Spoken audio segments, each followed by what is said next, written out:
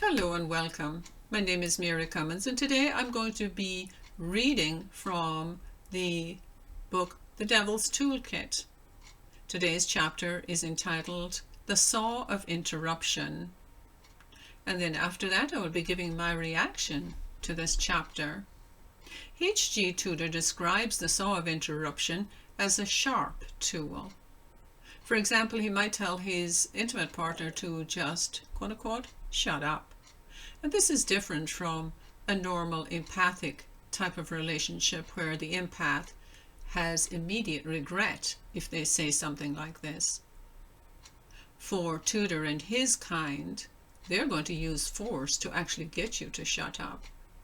And they believe or have convinced themselves that they are helping you to not make a fool of yourself. Then I will show that what happens in intimate relationships also happens in society. I will give many examples of how dominance, power, and control is used to subdue people who were seen as rubes, to be milked of their money and their innate talent and freedom. Many corporations pretend to care for people's health and lie outright about the effectiveness of their often dangerous products. And with a sleight of hand and like any magician, convince people that there is no ill effect whatsoever. There's nothing to see here.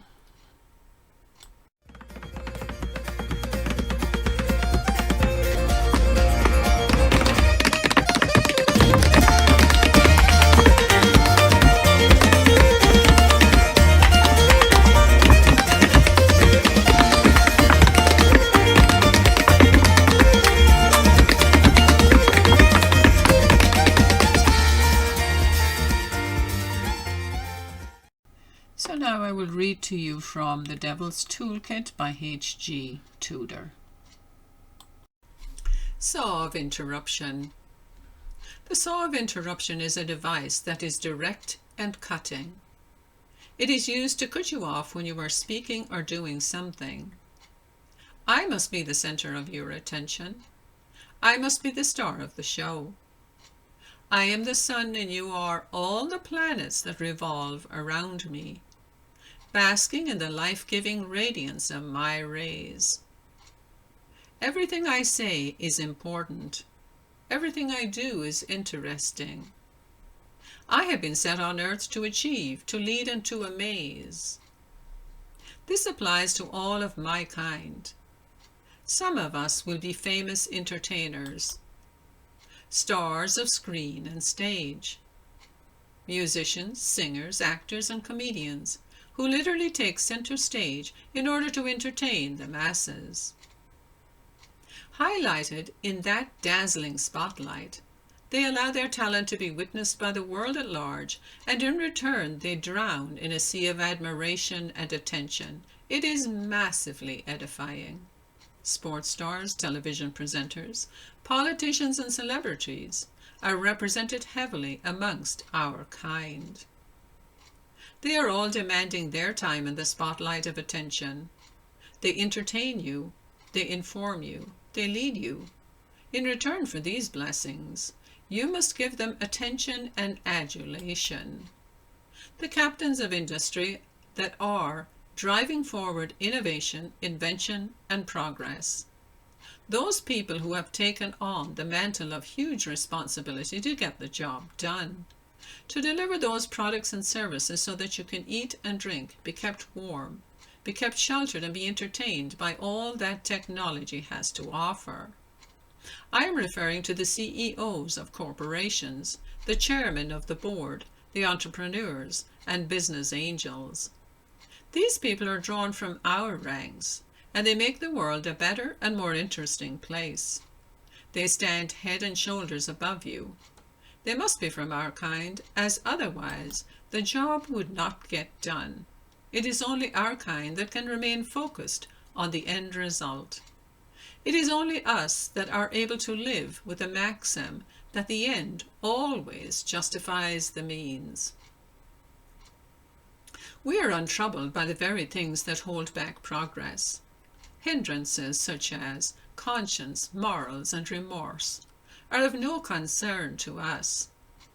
Those are things which serve no purpose to our kind. We have been stripped of such feelings, and in turn this frees us to achieve what must be done. We have a job, and we deliver. You admire this single-purpose vision. You are in awe of the driven nature by which we live our lives. But in order to keep the world turning, this is what we must do.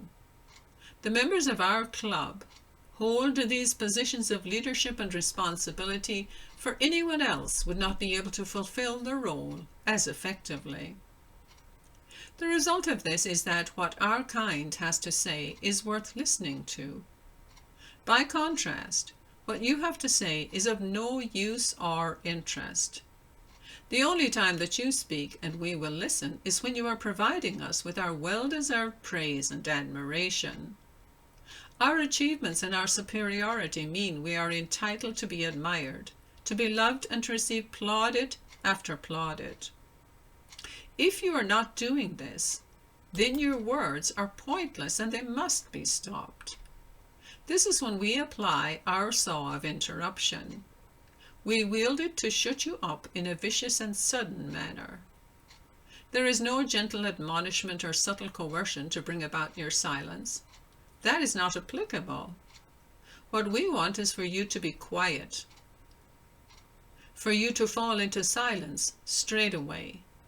Consequently, the saw of interruption is applied, and with several swift sawing actions, we have silenced you.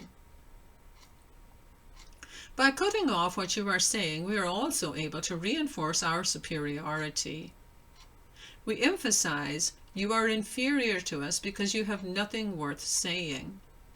This sawing action results in you feeling belittled and worthless, which accords with our overall design to keep reducing your sense of self-worth and your self-esteem. We do not want you feeling strong or capable.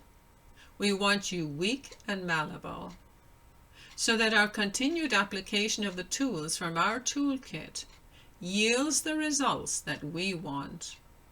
Cutting you off when you are speaking is a very effective means of letting you, and any others who may be listening, who is in control. You are allowed to speak by our grace, and if we deem what you are saying as unproductive, namely, it is not giving you the fuel that we require, then we shall cut you off. The indignant glare that you will provide also serves to fuel us as we drink deep of your emotive response to our cutting you off. Should you try to speak again when it is unnecessary, then the saw can be wielded straight away with a minimum of fuss and preparation. The application of this saw makes different sounds depending on the speed of the sawing action. The noise is instantly recognizable on each occasion, whether it is a prompt and rigorous action or it is of a more languid style.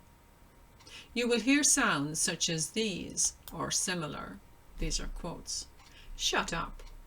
Be quiet. You're talking rubbish. That's enough from you. Nobody cares what you have to say. Yes, well, I think we don't need to hear any more from you. Hush now and listen to me. Oh, will you give it a rest?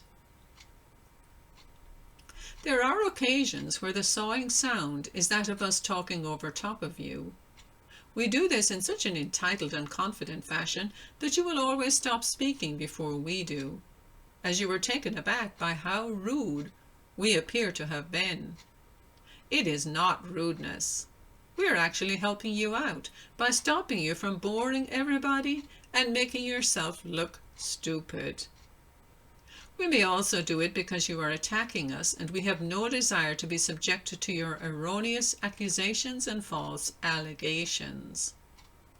Cutting you off will end your criticism of us, something that we cannot abide.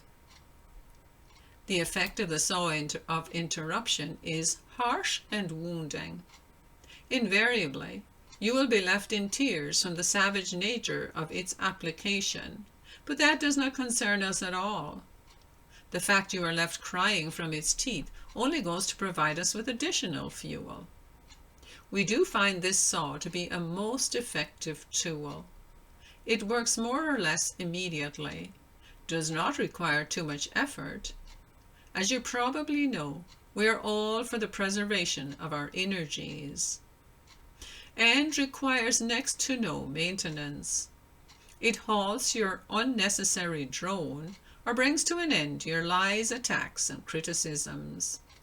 It reinforces our superiority over you, allows us to exert our control over you, and damages your confidence, self-esteem, and self-worth. The saw of interruption provides us with fuel also, and is regarded as a stalwart of our toolkit. It is fashioned with a handle on everything, representing our vastly superior knowledge about anything and everything over everyone else. It has been made from reinforced steel, as this is what is at our core, which enables us to drive through what you are saying with next to no resistance. The teeth on our saw come in different types also.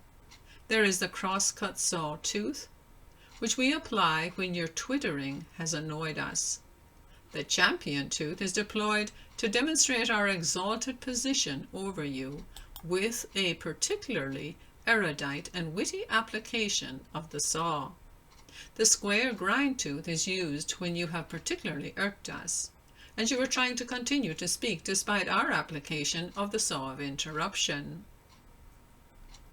This particular tooth is extra hard and is designed to eventually grind you down no matter what resistance you try and offer. Finally, the lance tooth is used when we need to cut you off from distance, perhaps over the telephone or across a room. These different types of teeth that are applicable to our saw of interruption make it a versatile and highly effective tool. It is not subtle, and you will always know when it has been used against you, for the effect is near immediate and the pain most evident. I use it often and with most satisfying results. So now I have my reaction to this chapter. In describing the saw of interruption, H.G. Tudor starts out by boasting that he is the center of the universe, and that it is in his company, quote unquote, you take advantage of the glow that shines forth from him. So he doesn't owe you anything. You are benefiting from just being in his presence. His role is to, quote unquote, to achieve, to lead, and to amaze. This was drummed into him as a child by his narcissistic mother. He and his kind entertain, fascinate, and impress people. They are in positions at the top of the entertainment industry, politics, media, sports, etc. And he believes that they all deserve to be adored and appreciated. In the entertainment industry, there are many good people trapped under the control of these narcissists. They often have light and a childlike connection to the inspiration that so many find entertaining. These ones are used up by those who have no light, but bask in the idolatry of those that they control. The relationship shown in the recent Elvis movie of Colonel Parker, played by Tom Hanks, to the character of Elvis. The movie clearly shows that Elvis was a slave and had no free will of his own. So he threw all of his attention and ability into his entertainment and was only allowed to find freedom in the character Parker constructed for him. When Elvis was used up, he, like so many other entertainers, suddenly had a heart attack and died. His records and memorabilia soared in sales, rivaling his most halcyon days. Yes, the entertainment industry and politics is a part of the entertainment industry and is dominated by those without a conscience, who support an agenda of darkness. They are angry at God and everyone by attracting our attention to their slaves' hilarious, outrageous, or moving performances, think here of George W. Bush, they take in the empath's money, light, and energy. Thus, they gather more and more power to maintain their control. Mrs. Prophet, in her book Fallen Angels Among Us, says, quote, "The light of good people is then turned to darkness in strategies and schemes that subjugate the very ones they took the light from." End of quote. These days we do see immigrants coming across the border in droves and settling in conclaves across the country. They do not assimilate and have factions in government and NGOs helping these foreign nationals to steal billions through small business government handouts, with literally the people's money siphoned off to home countries. Hard-working and good people who pay into these systems are often unaware that their money is being stolen and will not be there for them when they retire. This scheme that Zero Hedge says is Obama's toxic legacy will break down the welfare state and the systems that the working class have no choice but to pay into. Here's a quote talking about the COVID period from Zero Hedge, Tyler Durden. Quote, "While you were locked down, masked up, and worrying about the price of eggs, a sophisticated network of fraudsters in Minnesota were siphoning off $250 million, likely far more, from programs meant to feed hungry children." End of quote. As this story breaks, leftist media and NGOs rush to defend and rescue the alleged fraudsters. Deeply blue states and blue city governments are involved in the scam, according to Brandon Smith at Alt Market US. This is evil and is a parasitic scourge on this nation. The movie The Fight Club, where Tyler Durden is played by Brad Pitt, says, quote, "The only rule about the Fight Club is that you don't talk about the Fight Club." Tudor then talks about how he and his sort are the driving force of industry. They are, quote unquote, driving forward innovation, invention, and progress. We learned earlier that they are mechanical and do not innovate. Creativity and innovation comes to the empaths who have a tie to God. Those who are tied to God have a seat of God within their own hearts. They have an affinity with God's will and maintain that connection. Quote, "Those with a tie to God are the rightful rulers," unquote, according to Elizabeth Clare Prophet from a lecture she gave on the coming revolution in higher consciousness. She says they are the rightful rulers because of the quality of their heart. They rule wisely and have a greater balance of power. They are able to include all people and their welfare in their decision-making, a quality of the loving Father archetype. The empaths base the law on the golden rule and implement it in an impersonal and fair way. The law, when rightly used, protects everyone. When the law is misused, then there is no protection or freedom. The governments that are infiltrated by these conscienceless ones misuse, for instance, the patent system. Patents are used to support the globalist agenda, and the general public do not gain any benefit from their own inventions. The globalist corporations and agencies steal from the inventors and give those patents to their own people who are not shy about claiming publicly that they are the inventors. Often the actual inventors turn up dead. So we see how Tudor can claim that they are the driving force of the universe. It is based on lies. The elites, that is the modern-day Pharisees, own the media conglomerates. The modern-day scribes, or Sadducees, will back up their lies with a suitable narrative. H.G. Tudor believes that he and his kind, who have little to no conscience, are better equipped as leaders, and they are able to push through and get things done. However, the elites lack wisdom and creativity, and their goals exclude the welfare of regular people. The individual is subjected to the collective. The World Economic Forum and Red China say that we the people will not own property, and we will be happy. If you watch closely, they will be smirking as they say this. Taxation is pricing people out of their properties. Globalist leaders who were never elected can dictate about our health and demonize anyone who doesn't go along with their narrative. Researcher Whitney Webb recommends that we study the Amish and gain independence from the state systems. We need parallel systems of exchange to wean ourselves off of our dependence on their parasitic systems. Joe Rogan's priceless reaction to being read, Revelation 13, verse 15 to 18, about the mark of the beast that will be essential for buying and selling, is the reaction that all will be having very soon. Now let's take note of the differences between the brain structure of these predators and empaths, or as compared to empaths. Compared to regular people, narcissists without a conscience have differences in their brain structure as measured by MRIs and brain scans. Narcissists have structural abnormalities in the regions of the brain that have been linked to empathy.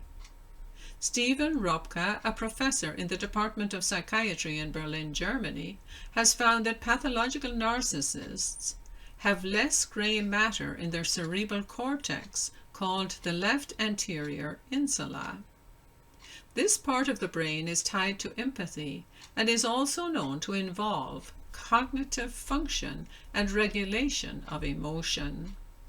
A report done by CBC National News Toronto showed that of the violent offenders in prison, about 1/4 are psychopaths.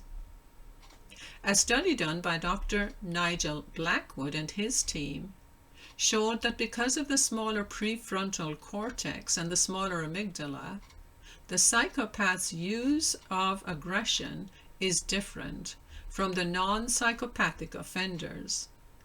Narcissists use aggression in a slightly different way, known as quote-unquote instrumental aggression. It is cold and premeditated, the planned use of aggression to get what they want.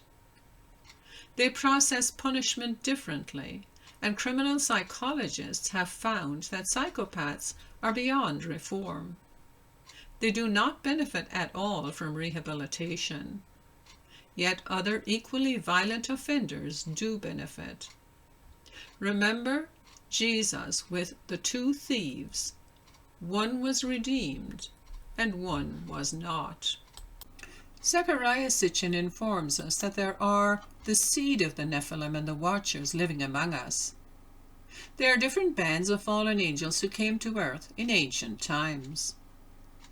They came to earth and mated with the daughters of men. Before the flood of Noah, their hybrid progeny were giants. They were not giants like so many history investigators that seek to find the strange portray them. What made them giants was the field of energy around them due to their spinal radiation. This spinal radiation gave a tremendous charisma and influence to these ones, and they would have consumed the whole world with their hunt for fuel and loosh.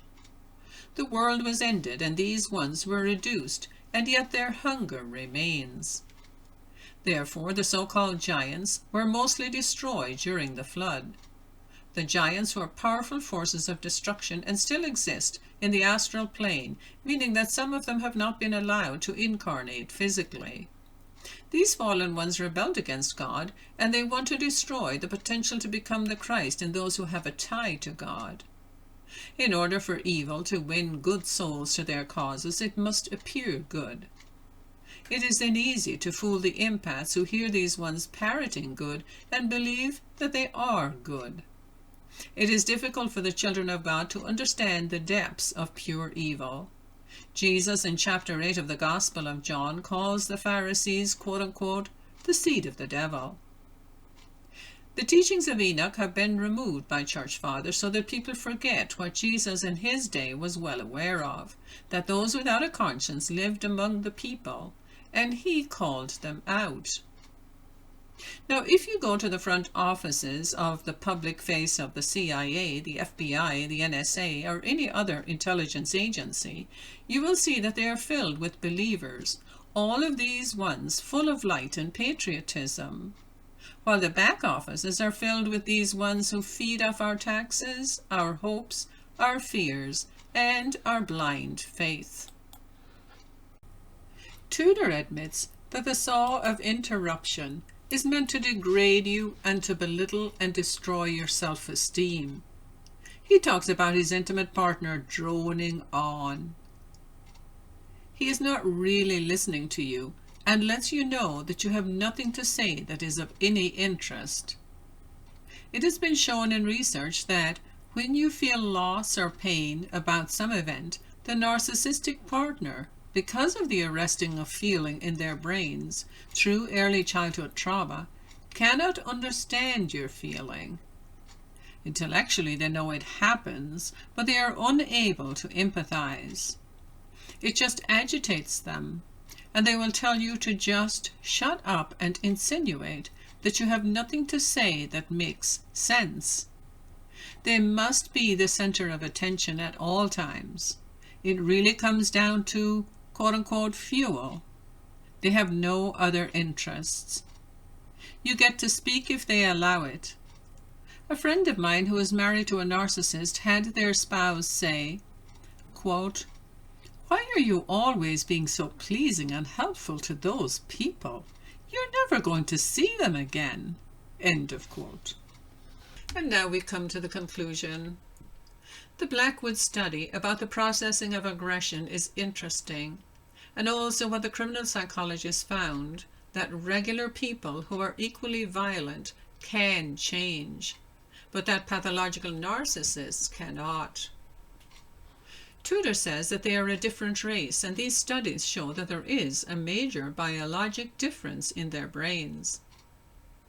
Mark Prophet states in a lecture on cosmic law, on identity, that destroying mechanisms or spirits of darkness depend on stealing light from those with a tie to God, and that the only way they can get light is from people who do have that tie to God. His recommendation for empaths is, quote-unquote, "Begin to love your neighbor as yourself." When you can do this, you then stop feeding the evil ones with your light.